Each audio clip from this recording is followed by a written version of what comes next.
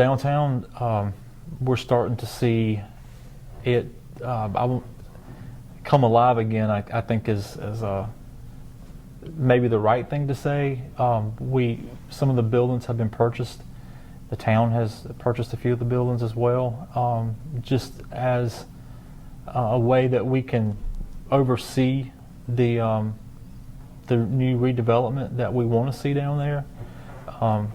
Our landscaping, we're trying to pay particular attention to that because we think that attracts future business owners, and we try to make sure we have events and have things that go on that feature our downtown. Obviously, we want to see the business side of downtown flourish more, and so we're going to be working on things to make sure that happens. There's a row of buildings on the lower part of downtown. Folks around here in Iowa will know it as the old liquor store. There's an old washerette down there, and there's 4 buildings that the town recently purchased so that we could try to make sure we had available. We have a lot of people that will call us from time to time. Do you have a building for this? Is there a building rent? Because we rely on our local mom and pop shops, the boutiques, the small restaurants, and so now that the town has those buildings, it puts us in a position where we can hopefully match a prospect with the facility. And so right now we're in the process of getting those buildings renovated, painted, new floors, those kind of things to get them ready. So we should have those buildings ready for rental, I'd say probably mid-July, 1st of August. We just had a tanning salon, I guess you can call it, open, and she's doing great. Right now is the time, everybody's getting their summer tans going. So she's doing well up there. We have a dance studio. Been here for a little bit of time now. And of course, our summer nights is going on, and the events that we have, monthly events. We bring a crowd into downtown. We're working with the Dime Store. The Dime Store is a main building there in downtown. We're fortunate enough to have an earmark in the state budget about 2 years ago that Representative or the state Senator Mike Gambrell got for us, and we've been utilizing that. We just completed the new roof, and now we are working on the air conditioning system. So we want to have that building open in the fall. The cosmetics would be painting and new windows and those kind of things. That'll be the fun part. But the infrastructure in the building, it's an old building. It had to have a new roof. We've got to have a new air conditioning system in it. We've got to have an electrical upgrade, plumbing. All those kind of things are going to take time. They're frustrating because they cost a lot. And those are things that people don't see. But to be able to see the building painted, new awnings and those kind of things, we would, I think we're a little late. We would have liked to have already had that done, but we're getting closer. So by fall, when we have our fall events, hopefully we'll have that building open for people to go in and see it. It may not be usable for community events and those kind of things, but at least it will be ready for people to go and take a look at it. And then maybe the first part of next year we can actually put it into use. The library is a very exciting thing that's coming to Iowa. Anderson County Library was once across the street from Town Hall, and then they built a nice facility down at the district office area, which is where the Highway 81 ball fields are now. The District 3 owns all that property. District 3 is expanding, and they want to bring all their staff, IT staff, their administrative staff there. They want to bring everybody under one rooftop. In order to do that, they need to look at either building onto their existing facility or purchasing a facility close by. And fortunately, the library is just next door. That would have everything in one block setting down there. The district office would be basically one block in town, which would consist of the library and the ball fields. The ball fields will become the new school bus parking lot for all the buses. The transportation, IT, maintenance, these departments are spread out among the schools, and the superintendent wants to bring everybody under one rooftop. We're all on board with this because this increases traffic flow on 81, which helps us with our economic development desires for Jacksonville. It's a win-win for everybody. The library itself, this town owns the old fire department. We're limited in the uses of that facility. It's got to be used for municipal purposes and for public purposes. So it's not like we can take that building and show it to a developer and try to get a restaurant in there. The building has to be used for specific public use. So we have identified that building as the location for the new library. What's great is there's great partnership between the town, the county, and the library system, and the state. So what will happen is the library will move to this facility, and it's going to be a state-of-the-art facility when everything's said and done. This is going to be great because for this area down here, and with gas prices, you're not going to go to the Anderson County Library, which is a nice facility in Anderson. You need that more local here. So having more computers in there is going to be great for our local community here. But the building itself is going to be absolutely beautiful, and it's going to be a major improvement to Main Street, and we're excited. And I think renderings will be available soon. The county's taking the lead on that. And again, I can't say thank you enough for the partnership between the school district, the county, and the town. The state has Mike Gambrell and Representative Jay West have worked tirelessly in making sure that there's earmarks in the state budget to help with this. Years ago in town, the ball field was where everybody came together and played played softball. So there's an emotional attachment to that field, and there's nothing we can do to bring back, that era. But prior to the ball field sort of being redeveloped into the bus parking lot, we'll do something down there to commemorate that history in town, because it was a very important part of the community. It was a weekend thing that everybody did, and in our museum you can see pictures of it, and there's still a lot of folks here who remember those days. So we will do something commemorative down there to reflect on that history prior to the ball field being redeveloped to the bus parking lot. With that, though, there is several possibilities for economic development in the town. We think that with the traffic that's going to increase, that gives us an opportunity to maybe look at another fast food restaurant in the area, another red light in the area. The building the library is currently in is going to be repurposed. The district does a fantastic job of taking care of their facilities, well landscaped. Iowa is a beneficiary of this, and I think that these efforts are led by our superintendent, and we can't say thank you enough to her as well, because she's a great visionary, and this is all about the future of Iowa in this area. And it also stamps the importance of the library system in the town and the county.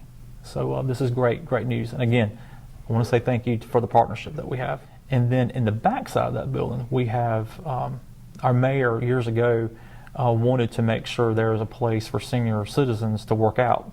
And so the name is the Antique Body Shop, which is interesting. But those folks, it's a civic organization more than anything, and they're very, very important. And we wanted to make sure that they were taken care of and not booted out of their building, so to speak. And so we've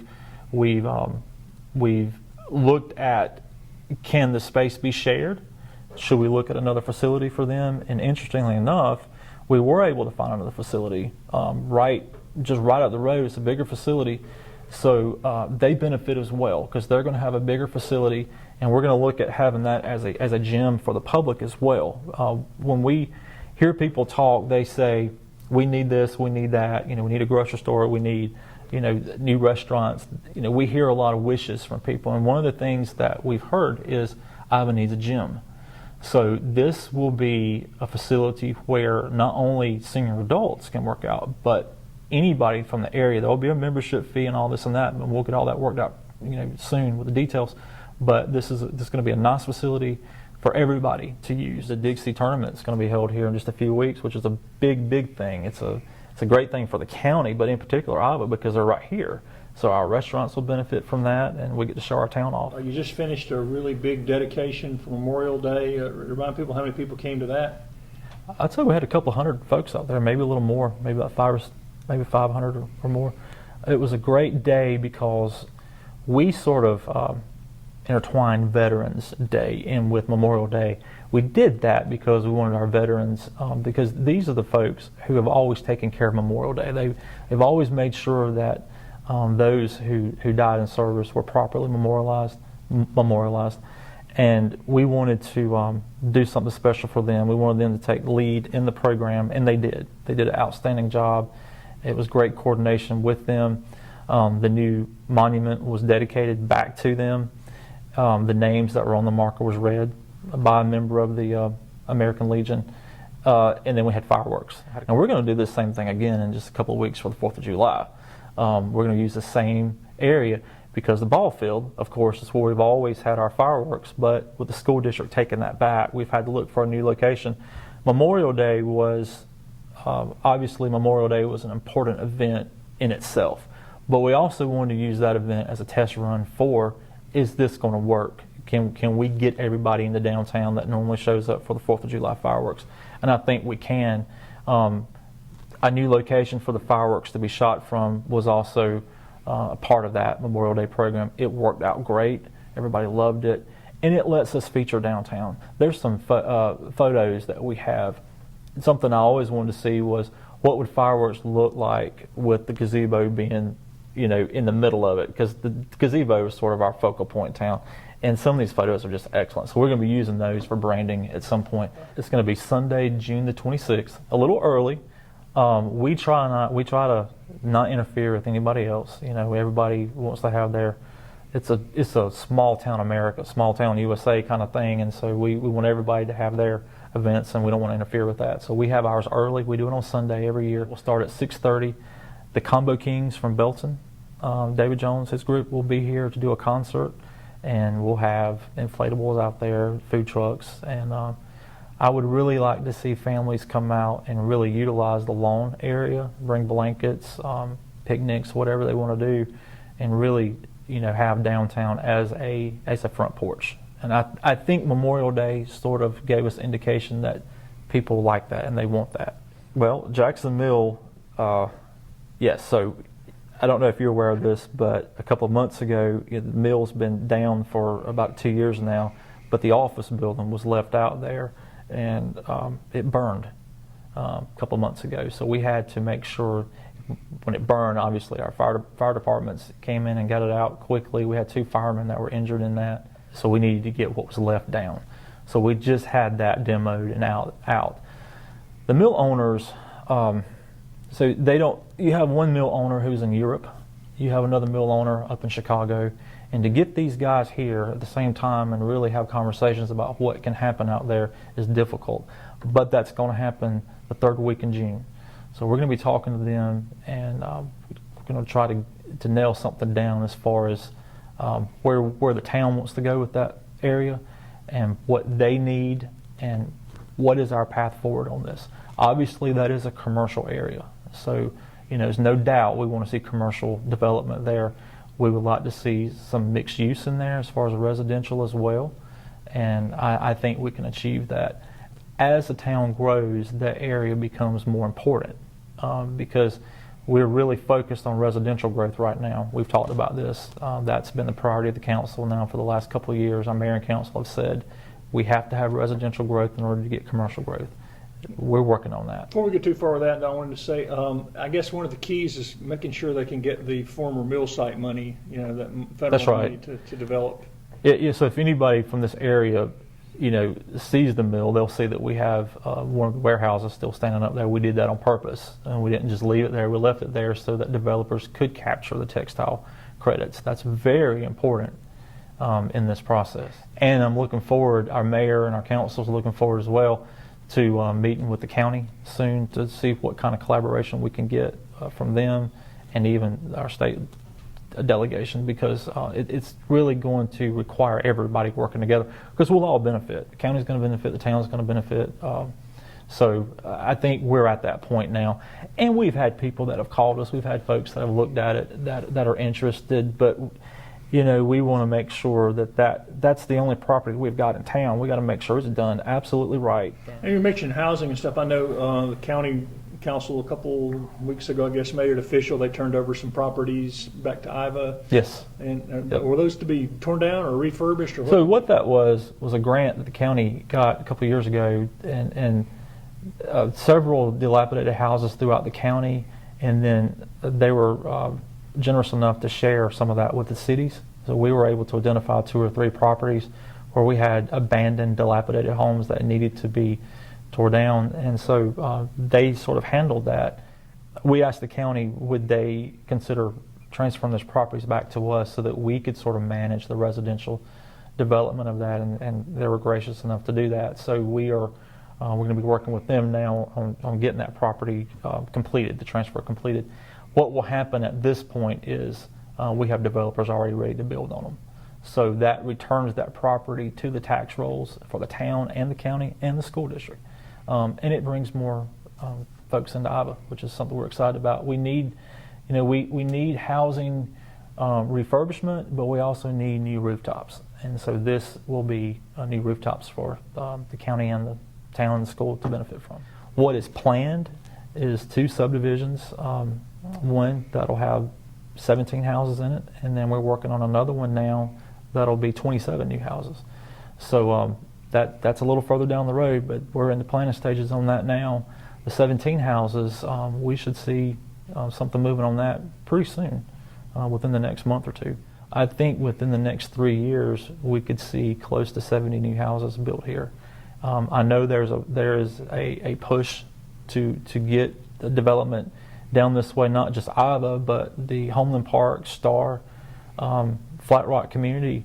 There's a lot of people showing interest. We know that the county's interested in moving sewer over into the Flat Rock and Star area. That's great news, because that will push development our way as well.